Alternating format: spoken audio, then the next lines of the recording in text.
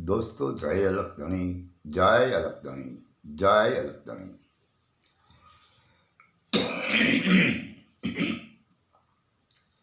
હરિગુરુ સંત મહાપુરુષોની વાત ઉપર લક્ષ્ય હોય એવા ભાવિક, પ્રેમી, જિજ્ઞાસુ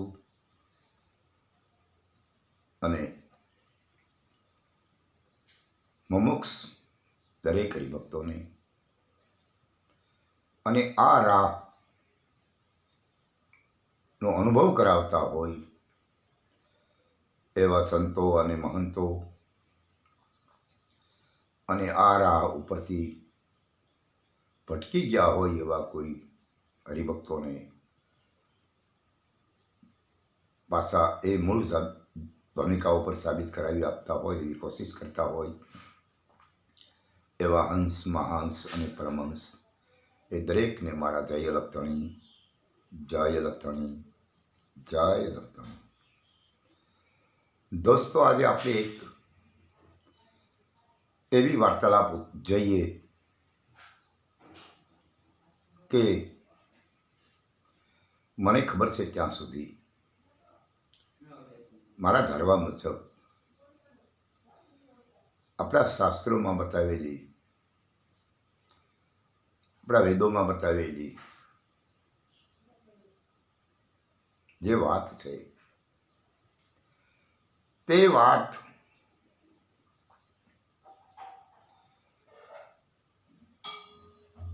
નું મૂળ એમ કહેવાય છે પાર્વતી અને શંકરનો સંવાદ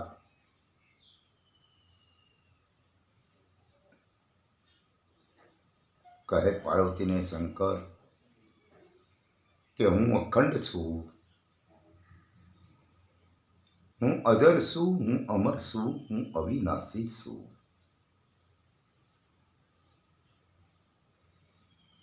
ત્યારે પાર્વતી વાતને માનવા સંમત ન થાય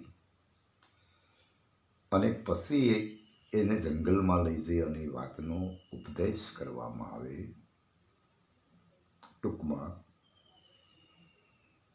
ત્યારે પિંડ અને બ્રહ્માંડની વાત જ્યાં સુધી ભોળાનાથ શંકર કરતા હોય ત્યાં સુધી પાર્વતીનું લક્ષ એ વાતમાં પહોંચે, પણ જ્યારે પિંડ અને બ્રહ્માંડને છોડી અને એ પદ નિરંતરની વાત ઊભી થાય ત્યારે એ ભૂમિકામાં પાર્વતીનો લક્ષ પહોંચતો નથી અને લોકો એવું કહે છે કે પાર્વતી ઊંઘી ગયા હતા। નિંદર ન આવે ભાઈ, જેને તલપ હોય થોડી ઊંઘ આવે, પણ હા એવું બને છે કે અહીંયા લક્ષ પહોંચે ન પહોંચે। એટલે મહાદેવજીએ શબ્દ સુનાવ્યો પાર્વતીને, જે શબ્દ લખત નાહી, અક્ષર એક દૂજો નહીં અક્ષર, સુરતા ધરી સાંભળે તો નરને કર્મ ધર્મ કુછ નાહી। હવે ત્યાં પછી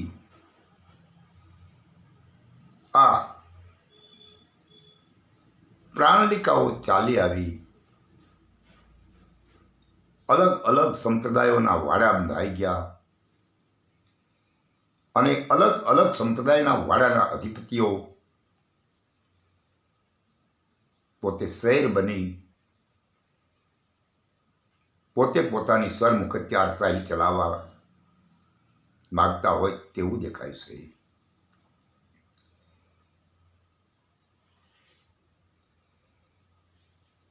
સાહેબવાળા કહે કે અમે શ્રેષ્ઠ છીએ, નિજારવાળા કહે કે અમે શ્રેષ્ઠ છીએ, મહાધર્મવાળા કહે કે અમે શ્રેષ્ઠ છીએ, સ્વામિનારાયણ સંપ્રદાયવાળા કહે કે અમે શ્રેષ્ઠ છીએ, નિજાર સંપ્રદાય સમજ્યા વગર સીધું કહી દેવું કે અમે શ્રેષ્ઠ છીએ। નિરાજ સંપ્રદાયવાળા કહે કે અમે શ્રેષ્ઠ છીએ, ઉગમ ફળવાળા કહે કે અમે શ્રેષ્ઠ છીએ. પણ ના ભાઈ, આમાં શ્રેષ્ઠ બનવાની કોઈ જરૂર નથી. શ્રેષ્ઠ એક જ છે. ઓલ વિશ્વમાં શ્રેષ્ઠ એક છે અને એક તું છે. તારે એવું કહેવાની ક્યાં જરૂર છે કે અમે શ્રેષ્ઠ છીએ? શ્રેષ્ઠ પરમ પદ જે રહ્યું એ એક જ શ્રેષ્ઠ છે. તમે વાત ઉપાડો રામાયણની, તો રામાયણમાં એ જ વાત આવે कि सगुण ब्रह्म राम और निर्गुण ब्रह्म राम इन दोनों से बड़ा है एक नाम. सगुण અને નિર્ગુણ આ બંનેનું સહેજ થાય ને એટલે એ પદ રહી જાય નિરંતર. એક પદ હૈ નિર્વાણ, એક પદ હૈ અગમ, એક પદ હૈ અગોચર. આ પદને એની ભીતરમાં જઈને સ્વયં અનુભવ કરવાની જરૂર છે.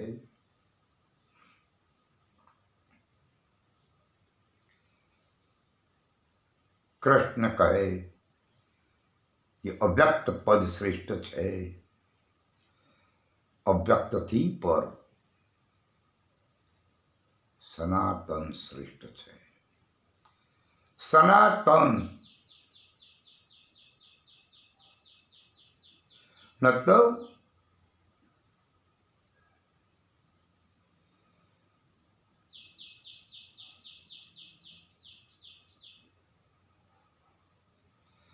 તો નાશ.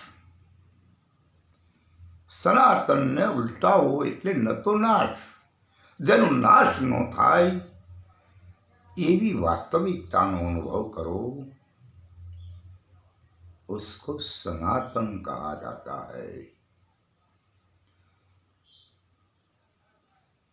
कबीर कहे कि साहिब सबका बाप है, बेटा किसी का नहीं, बेटा होकर बने रहे वो तो साहिब ना है. साहेब દરેકનો બાપ છે. તો કબીર સાહેબ નથી.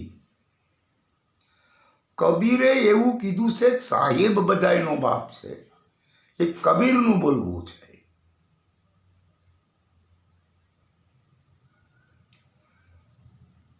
અને રામદેવજી કહે કે અગમ ભેદ છે, કબીર કહે કે અવિગત છે. એ દરેકને અનુભવ થયો છે, એક જ વાસ્તવિક વાતનો અનુભવ થયો છે. અહીંયા ભાગલા નથી થયા. અને આ દરેક સંપ્રદાયોનું મૂળ જે રહ્યું ને એ કેવું છે?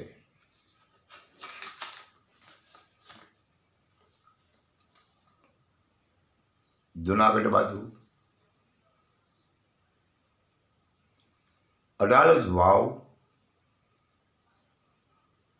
જ્યાં રામાનંદ મહારાજનો આશ્રમ છે. એ રામાનંદ મહારાજના ગુરુ અનંતાનંદ મહારાજ છે. અને અનંતાનંદ મહારાજના ગુરુ પૈ હરિબાબા અગ્ર છે. અને પૈ હરિ અગ્ર બાબાના ગુરુ તુલસીનાથ મહારાજ છે. તુલસીનાથ મહારાજના ગુરુનાથ છે. આ દરેક સંપ્રદાયોનું મૂળ જે રહ્યું ને એ અહીંયા છે. એટલે આજ આપણે એ વાત કરવા જઈ રહ્યા છીએ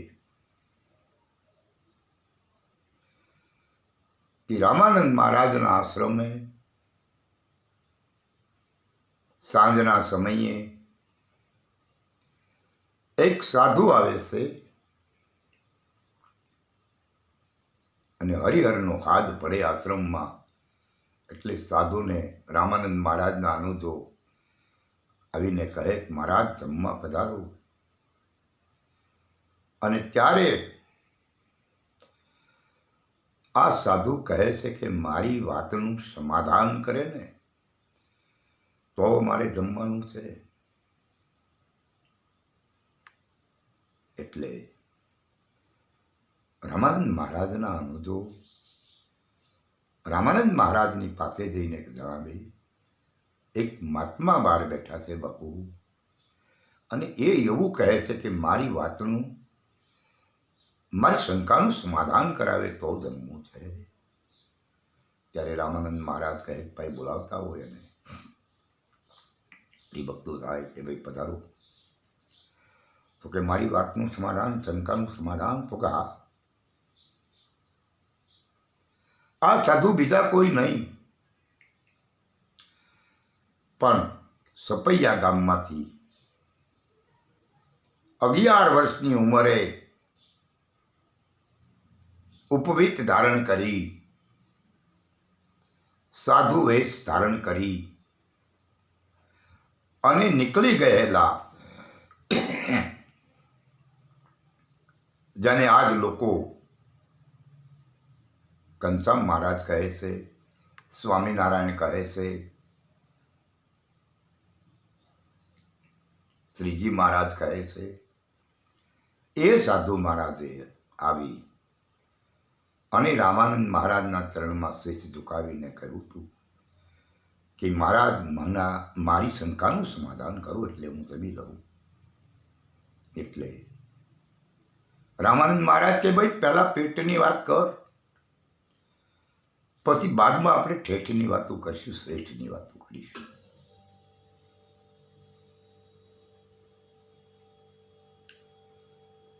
જમી પરવારી સભા ભરાય સાંજની, અને રામાનંદ મહારાજ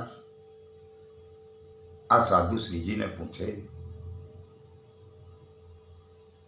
કે ભાઈ બોલો તમારા પ્રશ્નનું શું નિરાકરણ લાવવાનું છે, તમને શું પ્રશ્ન મૂંઝવે છે? ત્યારે આ સ્વામિનારાયણ સંપ્રદાય વાળા જેને ભગવાન કહે છે ને એ ભગવાનને એ ખબર નથી કે જીવ એટલે શું કહેવાય અને શિવ એટલે શું કહેવાય. આ જીવ અને શિવની એકતાની એને ખબર નહોતી. અને રામાનંદ મહારાજની આગળ આ પ્રશ્ન મૂકવામાં આવે કે મહારાજ મને જીવ અને શિવની એકતા કરી બતાવો. જેમ આ એક રૂમ છે, બાયલા ભાગમાં ઓસરી બોલાય, પણ આ બે વસ્તુ ક્યારે બોલાય છે કે વચમાં ભડું છે ને એટલે. જો भड़ू निकली जाए तो वहां रूम नहीं है, औसरी नहीं है, कुछ और हो जाता है, उसका नाम कहा जाता है हॉल. एम आ जीव અને ઈશ્વર આ બંનેની વચ્ચે અજ્ઞાનની આંધીનો પડદો પડ્યો છે. એ કોઈ સંત મહાપુરુષ આવે અને જો આ जीव અને ઈશ્વરની વચ્ચે પડેલા અજ્ઞાનની આંધીના પડદાને હટાવે तो वहां तुम है, जीव नहीं है, शिव भी नहीं है, तेरी सिवा और कुछ नहीं है. એટલે રામાનંદ મહારાજ કહે કે ભાઈ તને આ ઉપદેશ તો કરું, પણ તું આ દાઢી જટા આ તારા પંચકેશ ઉતારી નાખ, એટલે આવતીકાલે કરીશ. અને પંચકેશ ઉતરાવે અને પછી બીજા દિવસે એને ઉપદેશ કરવામાં આવે અને કહે કે ભાઈ તું બ્રાહ્મણ છો, વાચાળ વ્યક્તિ છો, તને શાસ્ત્રોક્ત જ્ઞાન હોય, માટે તને અધિકાર સાથે સમજણ આપું છું. આ સંસારની માલિકો જીવ દશાની વ્યક્તિઓનો ઉદ્ધાર કર અને